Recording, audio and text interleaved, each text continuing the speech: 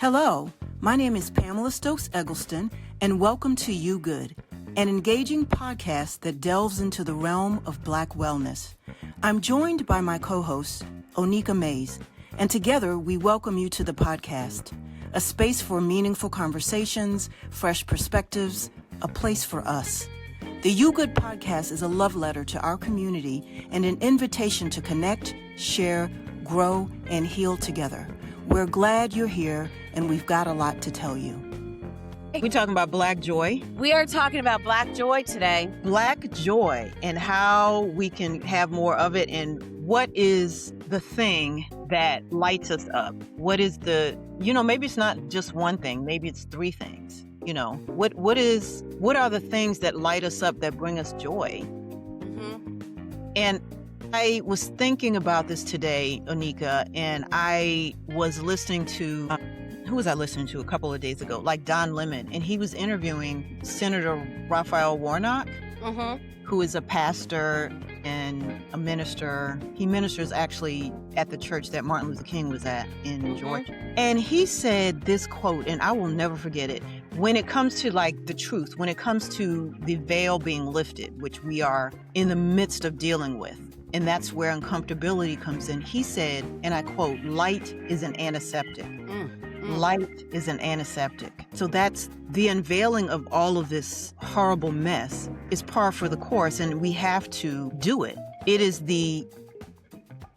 what do you think about that? Love it. I absolutely love it. Light is the antiseptic. I heard somebody saying, I think it was an AIDS activist, that what's going on right now, we need to approach it as a lot of the activists did in the 80s, that they protest in the afternoon, grieve in the morning, and dance at night or something like that, or cry in the morning, protest in the afternoon, and dance at night. I think that's right. Okay. And I feel like that is, and I feel like that feels paraphrased from something of our history. Doesn't it feel like something like us? Because that made me think about Alice Walker and her quote around hard times require furious dancing, and each of us is proof. And that joy is always a part of what is happening, and that light being shined on what is happening, whether now or at any difficult time, is a part of the process and a part of the medicine, and something that needs to happen in order to get well. I think of that Rumi quote, light is what about the cracks? Light is where where it enters you. Light, I'm messing it up. But we know what the quote is. We'll put it in the show notes. We'll find it. The wound is where the light enters you. The wound is, where the light enters you. Yeah. But we're dealing with the wound. We're dealing with the abscess. And that's the antiseptic that needs to go on it. So we're in the middle of all that. We're in the muck of all of that. And so it may feel like we don't have agency over our own joy, or agency over what that joy looks like in this moment of upheaval, unveiling, revelation. And so for us as Black people, we need to come back to that and remember that. And I think part of how that's being done is, whether you agree with it or not, Black people saying, we're going to sit this one out. We're going to not be in the streets, in part because I believe a lot more people would be getting murdered. Yeah. And I think we're participating. I think we're... Sure. Like we're divesting, Target is... Yeah. Target's doing now. So we've definitely done different things community-wide to participate in the overarching thing of what needs to happen. I think part of the issue for me is people have not studied civil rights thoroughly in that movement.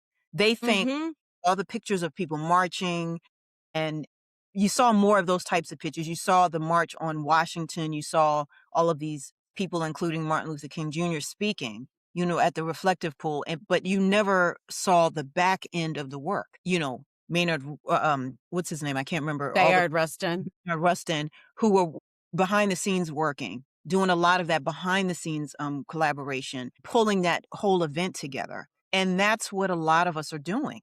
We're doing that, in smaller scales, in our communities. But I think that's where people aren't, they're missing the point. I think they're just sort of like, what's happening? Where can I be more helpful? Or we have people in other communities telling us what we should do. Yeah. It's out there like you're gonna be murdered, and I'm like, wake up. Right. I think there's a lot of layers that I think there are multiple things happening right now. Yes. I think there are people who are actively saying this isn't our fight. And I don't believe that. I don't believe that this isn't our fight.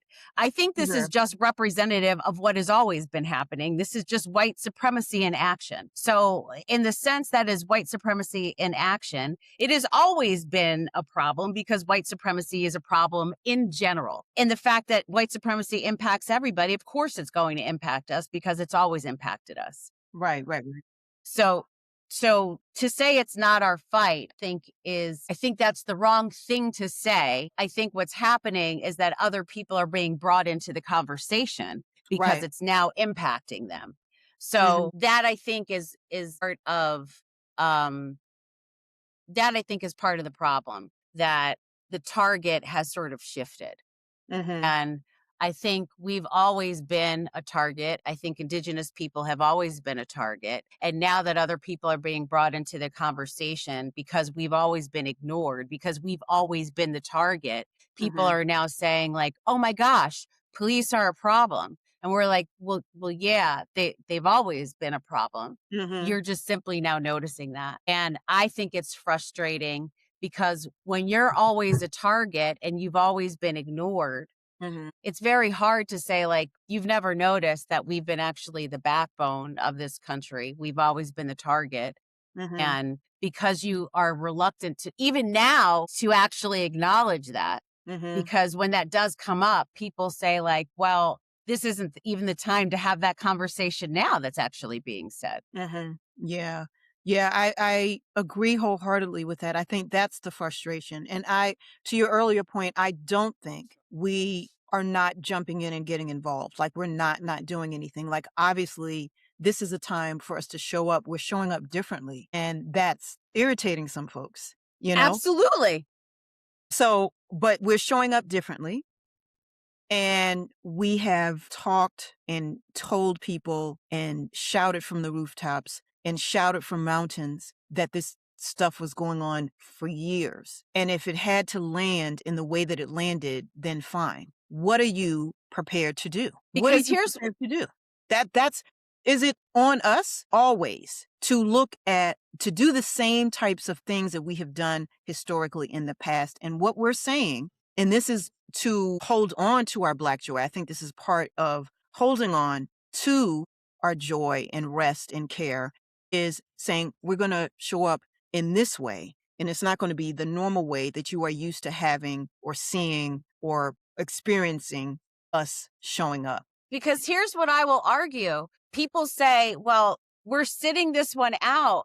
I have to push back against that. I think the way that we live our lives is participating in this revolution right now. This is the way you and I are having a conversation, and perhaps not showing up at a protest is showing up at a protest. I will say that that's our way to show up at the revolution. Yeah. And I'll die on that hill saying that, because I'm not going to stand up and get shot because my ancestors have been standing up and getting shot. That method hasn't been working. So I'm trying a new tactic.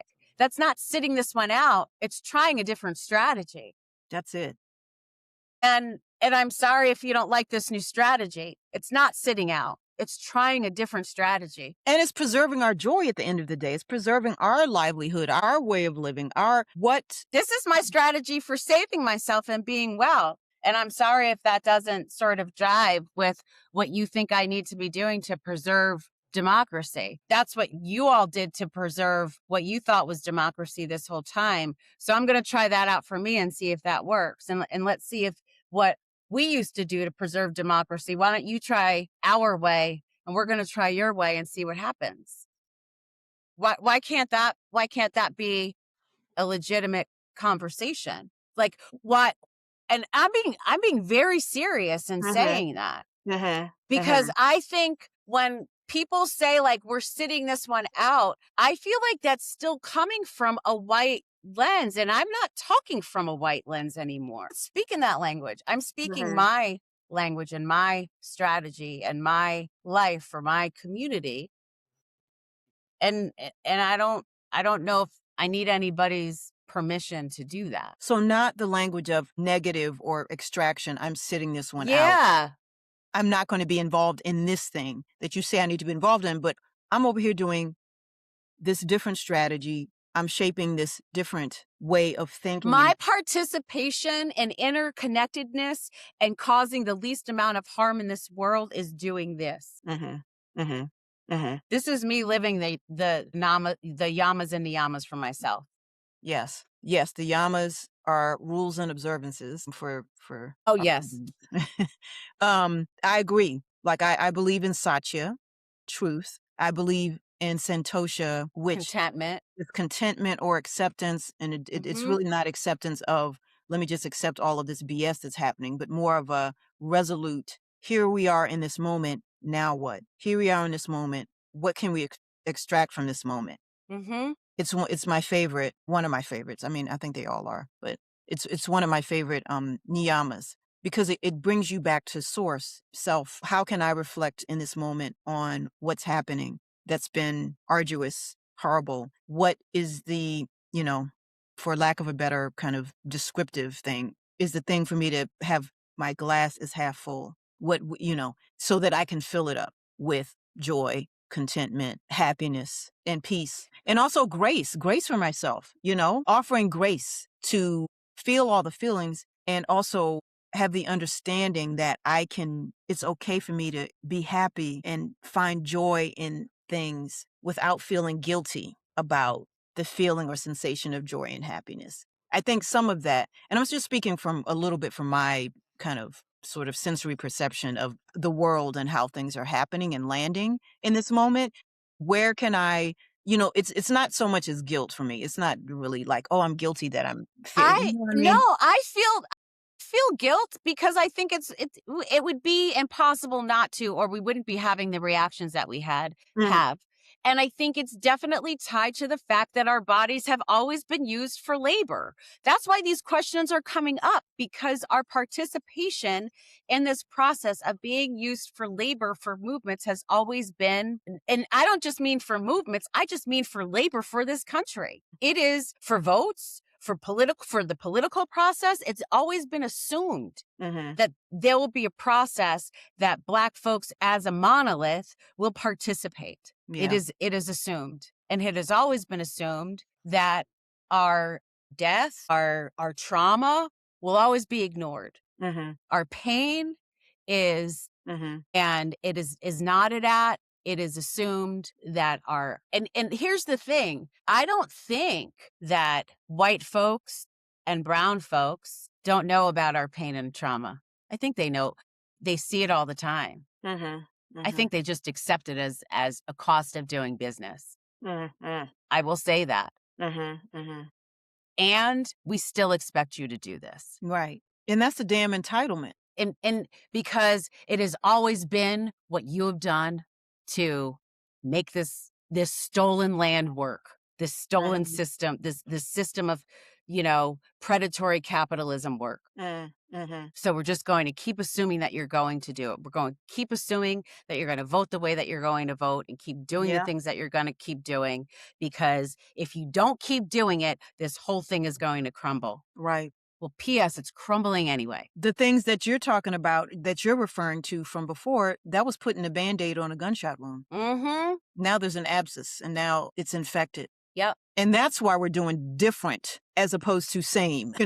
If there's an abscess, if there's no more Band-Aids. We're not going to be a Band-Aid anymore. We have been the Band-Aid, I think. Mm-hmm. And that's only because of the things that we have been allowed to do.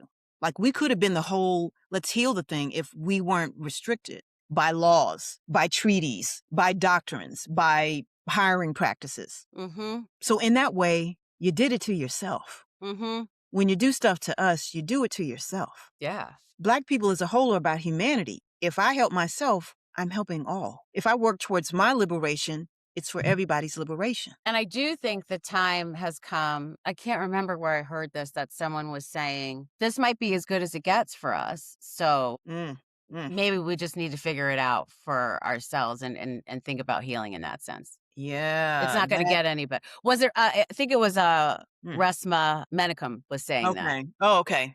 Yeah, during yeah. a town hall, like this might be as good as it gets. So Mm-hmm.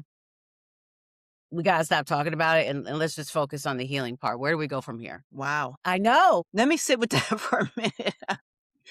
Because the hopeful part of me. I'll send you the clip because when I heard it, I was like, oof. Yeah. And okay. But then there's like, okay, let's So that's the rock bottom of the thing. If we are in fact in, I don't know if he meant it that way, so I'll listen. I'll listen to it. But if we're in the rock bottom space, then the only way is up. So the only way is through. yeah, through The only and way to is out out, yeah, to the next place. to the And next. it wasn't meant, I think, as a negative. I think it was meant as a like, let's move forward and talk healing. Mm-hmm. Mm-hmm. And what does it look like? What does the healing look like? That's where the clip ended. Um, Yeah. and so I actually need to read his Quaking of America. Mm-hmm. Me too. Did you read My Grandmother's Hands? Of Oh course. yeah. Yeah. Yeah.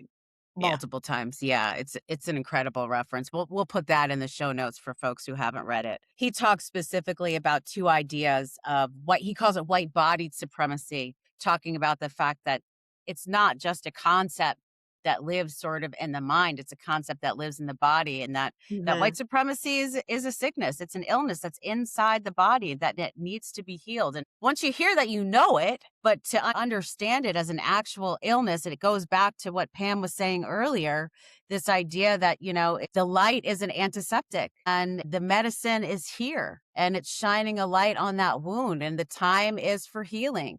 Mm-hmm. And that's happening. And we know that when you start to shine light on a wound, healing is not a lovely process. And it's challenging and it's difficult and it's uncomfortable. And when something is dying, Right.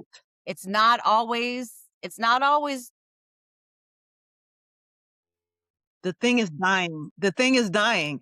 I'm good with it. when a wounded animal is going through these death throes, Mm-hmm. or when illness is leaving the body, Mm-hmm. when sickness is leaving the body. And so how do we as Black people find joy as this is happening around us, as we always have? We have done this. We have. Like we've done this through ritual, whatever that looks like. We've found the joy through dance and community and gatherings around food and fun and dance and hope. And there are people doing that. I take dance classes when I can. I've been kind of lax. And it does bring you joy. When you're dancing, when that body's moving in that way, you really are not focused on the world burning around you. When you go to, I don't know, like a book club event where there's good food and good people and good fun and you're talking about a really good book, you're not thinking about the horrors. And it doesn't mean that you never think about the horrors. What it means is there's balance that needs to be employed as we are seeking out Black joy, as we're seeking out this joy. And to have joy in our lives consistently so that we're able to rest better, so that we're able to care for ourselves better, and so we're able to face what's coming down the pike in a more fortified way. And I don't think that some of these self-care people will say, oh, you need to do self-care so that you can help others. They immediately go to take care of yourself before you take care of others. Like, we know that, but why is it always, let me take care of myself so I can do this thing over here? Why do I need to take care of myself so I can further the ideals of this shitty capitalistic society crumbling around me? Why can't I access joy for the purposes of it is my humane, divine right to be able to access it at all times without having these attachments, these attached things, outcomes to the joy, which is hard for us in this country to do. We always, if you go to this dance class, how much weight are you going to lose? If you do this, how much, if you got to do this 3K or 5K, we're all caught up in that, right? we've all been caught up in it because we're Laughter. looking for the outcome. We're looking for this thing at the end when we need to sit in whatever brings us joy and enjoy each of those moments, revel in each of the present moments that we are experiencing throughout that joy. Laughter for laughter's sake. Watch something crazy, Mhm. movie, a TV show. Mhm. A walk without a destination. Mhm. Mhm. That's a hard one for me, but it's something, that I can do, that I can strive towards. Mhm. Yeah. I A feel like play. also that when we talk about joy and that is really the point of living and existing and being here. I think I don't know this for sure, but I feel like people are forgetting that in the midst of all of this mess that we are currently dealing with. Epstein files, people doing horrible things. Why were you put on the planet? Mhm. And you have this one life. Is it to be worried about how horrible people are consistently? There's a degree of I need to be concerned, and I will do these things in lieu of that concern. I will do these other things to support that concern. Whatever. But why were you put on the planet? We're supposed to be happy. So those are narratives that I think in the Black community we have to fight against. There used to be these kind of things, and the church, The Color Purple did this really well in the movie from the 80s where, oh, I'm planning to get to heaven. And which she was like, you need to bash Mister's head in and think about heaven later. Like, Mhm. why we think about a place if we're 100% honest, don't even Mhm. know what that's going to look like, what's going to be like, how we going to be manifest in this space. Yep. But we know what we do know is right in front of us and is right now. Mhm. Jesse Williams said that in his speech. The hustle is the hereafter is the hustle. We It's want a it now. hustle. Listen, The hereafter is a hustle. I love that speech. I I'll listen to drink it a to that. couple times a year. But I also think like this is where hobbies I think are useful. Mhm. And to be able to have hobbies that don't have to lead to like a side hustle or Mhm. another career or this Mhm. idea of making you rich and being able to detach from capitalism or productivity and just doing something just because it's fun to learn something Mhm. and that you don't have to be good at it, which I think is also hard for us as a community. There's this idea that, you have to be good at everything that you try. And if you're not good at it, it shouldn't be something that you're trying. Singing, or, Mhm. if you like to draw or you try to play an instrument, if you're not good at it, like we don't do it. But if it brings you joy, why not? If you're painting and it's bringing you joy, then paint. It doesn't matter if, you're not painting a masterpiece. The point is that how does it light us up inside? How does it make us feel good? Is Mhm. it is it helping our nervous system relax? Is it bringing a smile to our face? Is it filling us up with love? Right. Yeah. I asked for a what do you call it? A keyboard, electric keyboard, which I have not touched yet, but I got I got for as a Christmas gift and I'm like, okay, because it's got all these buttons and stuff on it. Like I was like, I just wanted a regular one. But anyway, I am going to do that for fun. Mhm. And even if I take lessons, I'm doing that for fun. I'm not trying to play a concert and I just I want to do it for fun for myself. Mhm. You're right. I think often we think, "Oh, I gotta learn this skill," and then we go get, trained in it or we take lessons, and then it's like, "Oh, wait a minute. Maybe I can do this as a side hustle." And then you have 20 side hustles, Mhm. pause on that. Mhm. Pause and say, "Maybe this is not the time for that. Maybe this is the time for me to experience if I like it, if there's joy in it, if it has a meditative quality." Like I'm getting into, crocheting. Mhm. I was knitting before and then I stopped because this is what I do. I'll start stuff and stop it. Like, I have this, I don't know what's going on. Anyway, I do know I've done that kind of all my life, but I have crocheted. And so I'm going back to crochet and that's fun. And I'm not making anything. There's these little swatches around, but it's very Mhm. meditative for me. I have my hands and it's a soothing kind of thing for me right now. So I'm not looking again at this destination, but I'm enjoying the voyage, the trek of being in the present moment of what that means and how I feel in it. I try to make sourdough starters and I'm not good at it. Oh, that's Um cool. They always seem to just not work out. I don't ever stop though. I am very committed to the process. And I could just go online and try to find somebody who makes a sourdough starter, but I am very committed to trying to do it myself. I have ordered all different kinds of flour. But I like just trying it. It's fun to try. And I have lots of little jars and then they get really disgusting and I have to dump them and try them again. But it brings me great joy to try. I love Mm. cooking. Cooking is something that brings me great joy. And Let me know when you get it right. I will. I will. I will. That's me making kombucha, but kombucha is easier, I think, because you get the SCOBY from somebody, Mhm. and sometimes the SCOBYs go bad. I've had to destroy a SCOBY, Mhm. but I have the SCOBY Hotel. Mhm. I make kombucha. I do 2 brews because I like fruit in mine. So I've gotten kinda good at it. Kombucha years ago and I actually made my own SCOBY. I was able to do that. I made some decent kombucha on my Okay. own. I think maybe that's why I assumed I would be able to make a sourdough starter because I did I that. thought about it. I said, "Maybe I can make a sourdough starter," and I like Mhm. bread. But the only bread I eat is sourdough just because of you know, if I have to eat bread. Yeah, because it's supposed I just thought the qualities of the starter would be good Mhm. for you and fun. So, yeah, it's just I think especially now just finding things that feel relaxing. Right.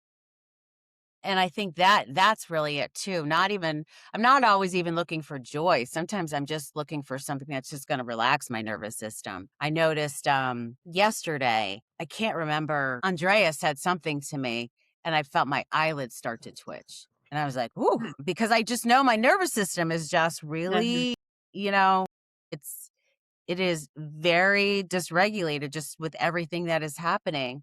Mhm. And I know it's time to take a social media break Mm. and a news break because I'm just everything that is just happening. I just feel like things are just so close to the surface. And as much as I'm practicing and trying to tap into regulating my nervous system, Mm. I'm tense. I think the social media breaks, watching the news less creates the environment and the space for joy to expand. Hmm. So even in that, even if, okay, my nervous system needs to rest, you pull back from social media, mainstream media, independent media, whatever, and allow that reset to happen, then that can create the environment, the container for whatever brings you joy in this moment. Hmm. Creating another starter from scratch, getting on your Peloton like you have a Peloton. Like whatever. You get more time. And what we often do is we'll take a thing that we like doing and combine that with the thing that we think we need in the moment. I.e., you're on the Peloton watching the news as an example, or Hmm. you're on a walk listening to a radio show and they're talking about whatever they're talking about. So I think that it will become important for us going forward to recognize when these things happen. When am I trying to compound on top of a thing that brings me joy? When joy was the reason for the season, Hmm. and I'm still trying to add other things that I need to do in quotations on top of the thing that brings me joy, then there's dissipation. Then you don't have as much of a full experience as you need to have as it relates to that thing that brings you happiness, joy, contentment. I think, and I'm just speaking for myself because I know I've done this. Well, let me get this in while I'm doing this. I'm going for a walk. I like to be outdoors. Maybe I need to listen to this radio station or listen to this podcast. And sometimes I need to be aware of my surroundings by listening to nature, listening to what's outside, listening to my own thoughts, processing those, and having that bring joy to me or create space for other joyous things throughout the day. That's that's the key for me. That's a practice. That is a consistent, I have to return to this recognition that I do these things to kind of dissipate and lessen the effect of the joy thing that I do, Hmm. if that makes sense. So I that is an active practice that I do. That is very, Hmm. very much at the forefront of my contemplative practice. Hmm.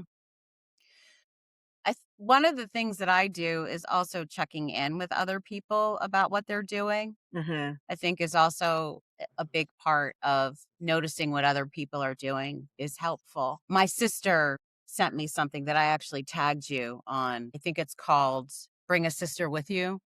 Yeah, I Um, saw that. Mhm. yeah, is a Mhm. movement that is starting to get more Black women walking together and starting walking groups. And they're trying to get 1 million Black women walking together between New York, the DMV, and I think it was Philadelphia as well, Mm. um, to help us rest, to help us, you know, take a breath, to help us find joy. And I think checking in with one another is another thing that we need to do, to remember that, especially as Black women, we are notorious for trying to double up, right, on activities. I'm going to Mhm. find some joy, but let me do some work in the process. Right. It's insidious. Like we were talking about in our first episode, that we're so quick to just add on things, let me find some joy, but maybe I can get a degree while I do it. Right. We're in the unlearning phase. We are unlearning. Okay, so it's okay. We are unlearning because we're laughing because that is crazy because both of us have done it. It's I had to stop myself, Onika. I was thinking it's 2026. What trainings have I not taken? I mean, it's not. It's, like this is what crept into my head. Okay, and I'm like, no, I'm going to sit and allow for the space for joy to be created without me having to go sign up for the next training Do so not that I take a can training. check a I'm gonna, box. I'm gonna, I'm gonna check in on you about that. I know, because I really don't. I already have enough stuff on my plate. I really don't need to do, but I have to just be honest. Like that crept in my head before. Mm-hmm. What are you going to do for self care? It Mm-hmm. crept in like, am I going to start my monthly massages again? That fell Mm-hmm. to the wayside. That's the self-care piece. I Mm. feel better generally when I do a monthly massage. Yeah. Why in 2025 when I needed it the most did I only do 2 or 3 or however many I did? When I was teaching like a crazy person in all these different yoga studios, Yeah. I was on top of my massages every month. I was on top. I didn't waver. And something happened and I stopped and I was like, "Nope, we're going to start that up Mm-hmm. this year." Mm-hmm. Tiny things that we can do. Starting that Mm-hmm. back. I am going to take piano lessons or keyboard lessons, but Well, I like that. I think one of the issues that happens to me is that when things are going well, I don't also check in on my joy. I'm actually good about finding joy and checking in on taking care of myself when I feel really stressed. I'll Mhm. make room. But if things are going well, I think that's also when it's important to practice joy.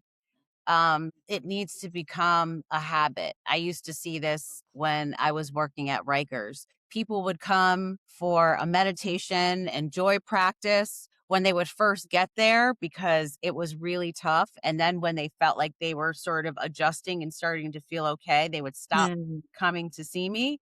Ah, And then something would happen, and then they would come back, and I'd mhm, say, "Listen, practice mhm, is not just for when things are tough." And that's what mhm, happens, mhm, right? mhm. If we find a joy practice or something that helps us feel good when things are bad, then as soon as we start to feel better, we stop practicing. But Right. if we make joy a part of our life all of the time, we don't just associate joy when things are bad. We associate joy just because it's so part of what we should be doing. And I Mhm, think maybe, and I'm just sort of speculating here. I think for us ancestrally, as, part of our DNA of when we were enslaved, we had to find so much joy because there was also so much horror happening in the background. We also need to make joy part of what is happening in our lives when joy is already happening. mhm.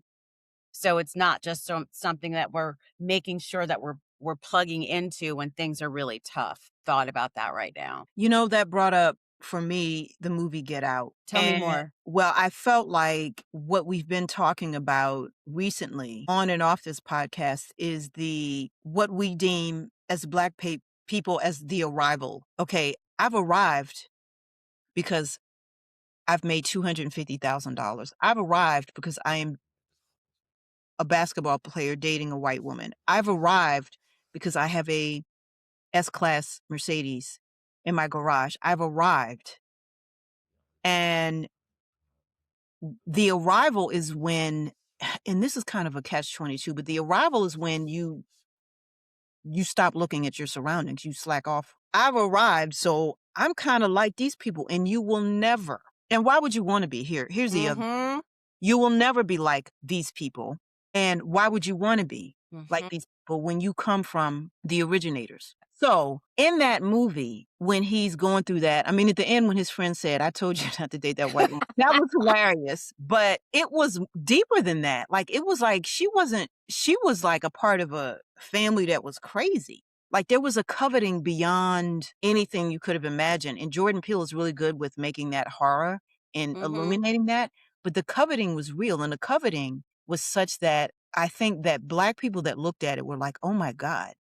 I remember my sister telling me they were watching, my dad was watching, and he had nightmares. Now it was psychological. It was psychological. The sunken place was psychological. And then you go into the sunken place, and then they were using Black bodies to keep living. And what way had that been done during Jim Crow, Exactly. during the Homestead Act, during enslavement? Mm-hmm. In what way was that done? In what way is that still done as it relates to colonization and appropriation? Mm-hmm. So there's levels to this shit. Yep. And so Yep. that's to me, the joy stealer is when you get comfortable because you've arrived. And it's okay to be comfortable, but you need to be comfortable in your own skin, not because of this arrival thing that we ascribe to. But I'm comfortable in my own skin, and I'm going to create space for this joy. When you are looking to the arrival, that's when you slip. That's when you're looking around and you're like, the person you thought is not that person, because that Black body was co-opted and being used. Well, and that's why we're always talking about in our practices, and you and I both teach this, that the answers are not out there. Like, the comfort that you are seeking is not out there. It is always inside. Like, the peace that you're seeking and the safety that you're seeking is always inside yourself, because there are no safe spaces out there. And so, and the success that you're seeking, it's not out there either. The joy that you're even seeking isn't out there. The hobby that you're doing for yourself to give yourself joy isn't the hobby itself. It's the satisfaction that you're getting when you're doing it. And that's inside. It's the satisfaction that you're getting inside yourself, that you're cultivating inside. Yeah. I think we've gotten away from that a little because we bought into capitalism, which to some extent we have to. You want to own a house, you need a car to get around, you need to get paid, you need to, for what your work that you're doing, you need to put food on the table, you need to take care of your kids and your family, you need to do some things. But we have to learn how to better discern when to chew the meat and spit out the bones. The marketplace itself isn't bad.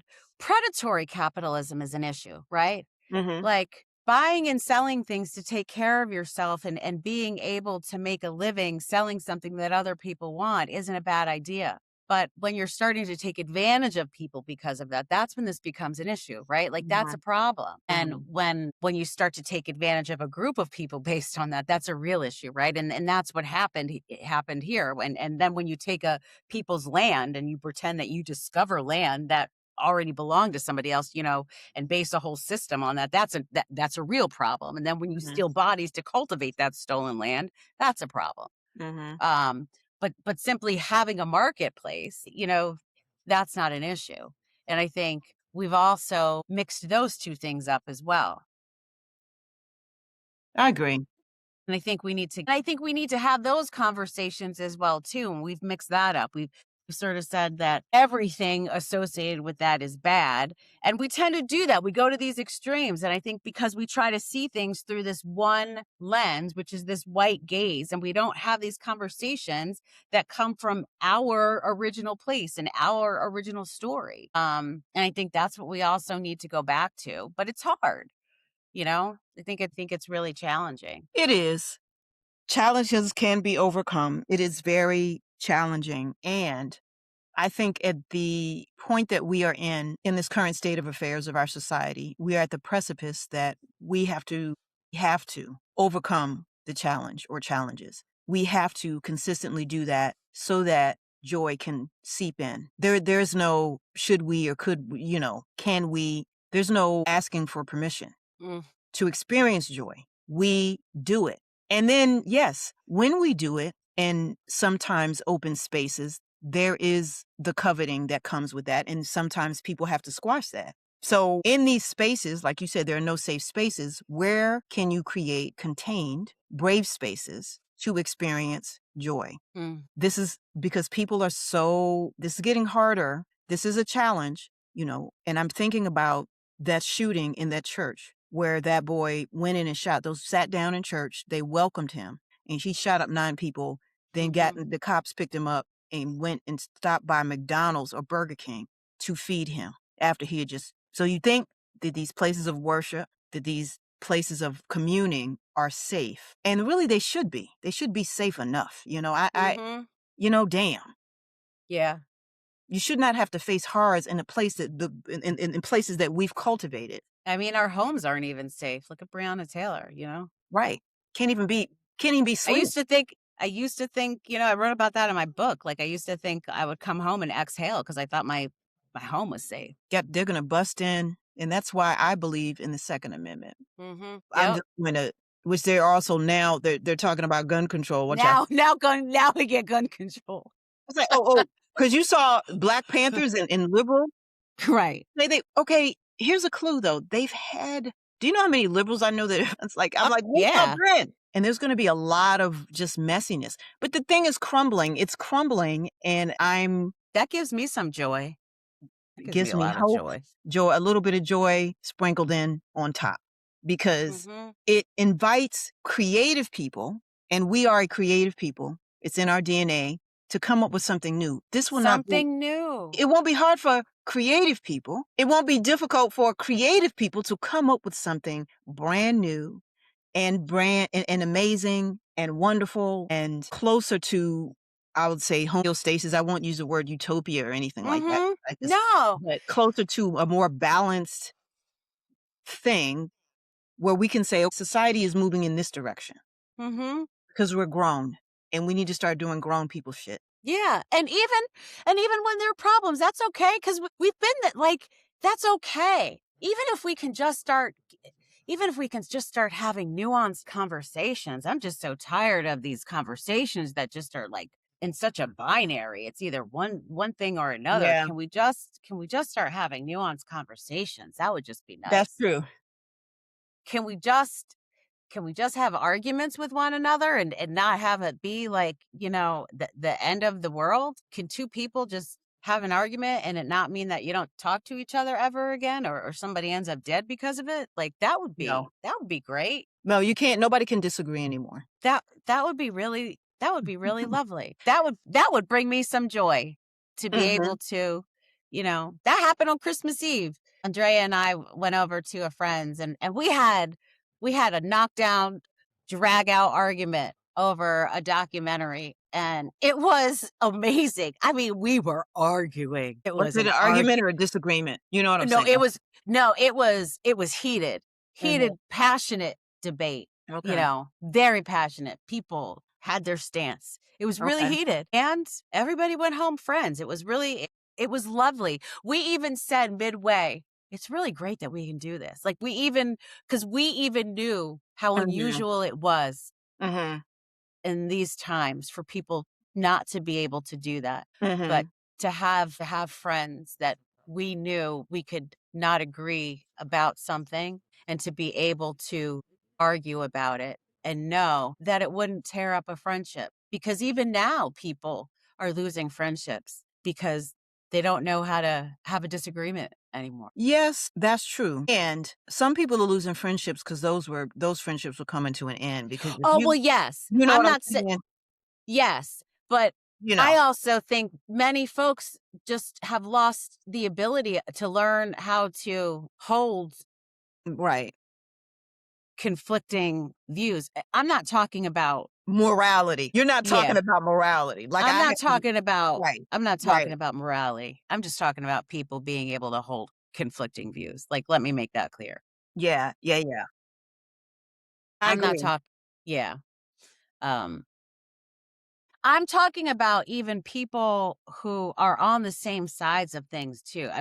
I'm really talking about my progressive brethren looking at you. Like folks not being able to agree on certain things because I think this is going to be a problem for us going forward that we're Mhm. not able to put aside certain things to be able to come together to be able to move forward and reimagine certain things if we're not able to, manage some conflict. Anyway, I digress. That is, it's conflict management. That's what it is. I don't know. There used to be people who could handle and did facilitate conflict resolution in organizations and in spaces where some of these harder topics would come up. And I don't know what's happening. I don't know what's going on with that. I also think that in some of these spaces and or instances, the wrong people are being brought in to facilitate some of those conversations. I don't that's my concern. And I think that if we can get to a place where it's nice to have arguments, it's nice to have disagreements and handle conflict in a loving way, like we all love everybody in this space and we're just disagreeing on this documentary, right? Then that's part of life. That's like the ebb and flow of life. So where did we always have to agree? When did it happen? When was the turning point of people having to agree on everything to be friends and to find joy? Because quite frankly, that's boring. It's boring. Because but something did happen, don't you think? Yeah. Like Yeah. something happened where you to find joy and to laugh with people meant only like you can only agree with them now. I don't know when that happened. Do you think it was social media was part of that? I do. You know what? Yes. So I guess I do know. I think that's definitely part of it. And I do think tone policing is part of it. I think cancel culture became a part of it too. Mm. Mhm. Because I do have problems with cancel culture. And, Mhm. Mhm.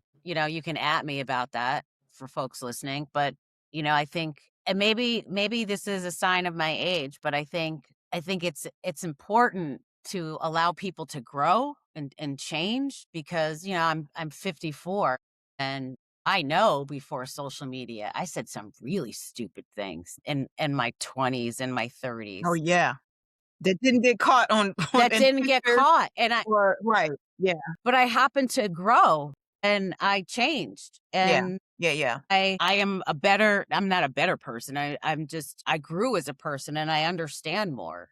And I am grateful that I understand more. But to be held accountable for every single thing, yeah, I think that's part of it too. Mhm. Mhm. This idea that everything that people said that's being recorded that we hold people accountable to, it's Mhm. just there's no grace, it seems like, for certain things, It except when it's convenient. except when it's convenient because a lot of people are getting a lot of grace that they should not be getting. Yes. Certain people get grace and then other people don't get grace. And then some people then the grace gets switched sometimes, and some people do, depending on who you are, depending who's giving it. And it happens everywhere. Right. It does. It's the picking and choosing of who gets the grace, who gets the pass, and who doesn't. And More often often than not, Black people aren't getting the listen, grace. you know where I was going. You know where I was going. You knew where I was going because that's just fact. Because it's fact. Okay, we were thinking on the same wavelength. Because it is the truth. Because it is steeped in satya, truth. Is this is the truth of the matter. It is it. And so I think when we look at that, that's why we're trying to cultivate spaces for ourselves. We're like, well, shit. If it's it's going to be like this on this broader scale, then we don't have to be involved over here. We can do our own thing over here. The problem is when the coveting comes in and some people want to come over and then they want to co-opt and then they want to appropriate and then whatever. And then when you get called out, then you want to spiritually bypass. It's like a cycle of insanity. And, we're tired. We're sick and tired of being sick and tired. Fannie Lou Hamer said it best. Like we are. So that's why we're moving differently. That's why we're moving intentionally into our joy, into our happy places, into the spaces that keep us content and whole and healthy. This is why we are in places, in environments where we can laugh out loud. It's so triggering for people too. It is. Have you ever been at a restaurant? I mean, I used to, you go out with your friends and you're going to, especially if there's alcohol involved, you're going to get turned up. You're going to be loud. You're going to be laughing and cackling and people looking at you like, and I'm like, So so do you mad, want some so of this? Do you want mad, some of this joy? so mad. Do you covet the joy? Or are you just going to be mad? Sometimes people come over because they want a piece, because they are Mhm. attracted. Like they're like, So what are y'all getting into? mad. What's going on over here? I'm nosy. I'm coming over. They want to get involved. But at the root of this stuff that we're dealing with right now is jealousy. Mhm. Fear and jealousy. And Period. I also think disbelief. Like, Hmm. how did we do it? How did we Oh, how did we right. Right. like how Right. did we manage to do it? How did we Yeah. manage to survive? And not only survive, how did we thrive? How did we still manage to do all that we did Mm-hmm. and still keep going? Like it's shocking. It's a baffling thing, but it's not baffling to us. No, The answer is because we've had to. The it's answer is not. because it's in our DNA. It's not even magic. It's Like, not. I mean, I know we say black girl magic but because, you try it. You try it. it's You go through because, you go through 400 years right, of oppression. and then get back to me, and we're giving you an opportunity right now. That's what they're faced with. And they're Here's your tapping out. here's your chance. Here's They're your tapping chance. out. They're tapping out. It's 6 months. I can't take it. I can't. And black people are like, listen, you're not down. You're not really down for you can't do it. So move aside. That's all we're saying. Don't be in our faces about this shit. How we move during these times, how we find joy in these times, how we do self-care in these times, how we create health and wholeness and wellness Mm-hmm. in our communities in these times. Don't come in here trying to tell us how to do that. Mm-hmm. When you haven't faced your own demons, and I'm talking about face them for a significant amount of time, face them. Some of those demons are your uncles and aunties and family members that you went home to during Thanksgiving and Christmas and couldn't say shit to. Don't come. Who are you?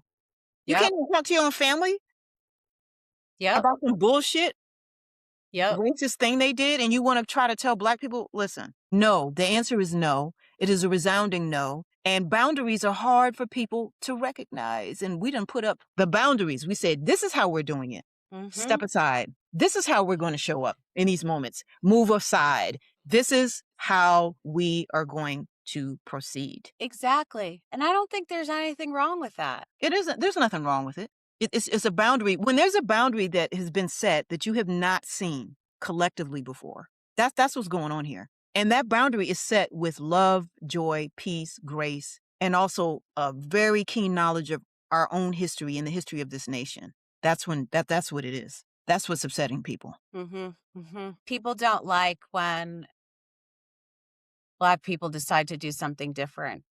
And that's frustrating, right? When accepting that we are both not a monolith, and yet there are things that we can do collectively. Because I think those are two different things. I don't even think I'm wrong in saying that. Am I wrong in saying that? That we're not a monolith, but we do have sort of a collective consciousness. Yeah. I know why. I feel like I know why you're saying that. I feel like, yes, there's You can't assume things about us. right. And collectively, for the most part, Yes. we said we're going to. Because not I think our be collective equal. consciousness is related to us culturally as Black people, because not all skin folk is kinfolk. Because I think people who aren't close to us by proximate to culture wouldn't count. I'm talking Nikki. I'm talking other people. All these other people, right? Yeah. Right. Like, yeah, that's true. Yeah. I agree with that. I think we've always had that.